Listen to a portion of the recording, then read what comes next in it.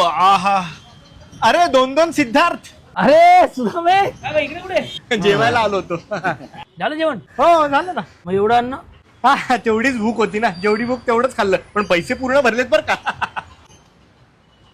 अरे सुदामे हे जो भात तुम्ही जेवलात ना, त्यासाठी कोकणात एक शेतकरी ना राबला असेल हा भात पिकवायला, चिखलात पाण्यात. एक त्याला भावही मिळाला नसेल.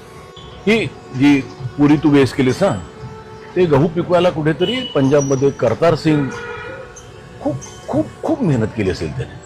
ही टोमॅटोची भाजी तुम्ही जी वेस्ट केली आहेत ना, वेस्ट, याच्यासाठी खूप तो शेतकरी मेलाय. बरं एवढं करून त्यांनी ते पिकवलेले ना ते 5 रुपयात विकले आणि आपल्याला ते कितीच मिळाले? 60 रुपयात. 55 रुपये कोणतरी मधला माणूस कमवून गेला.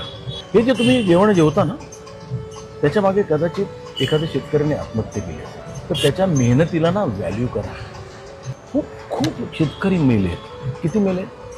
10 वर्षात लाखापेक्षा जास्त शेतकरी मेले. इतका अपमान करू नका रे जेवणाचा.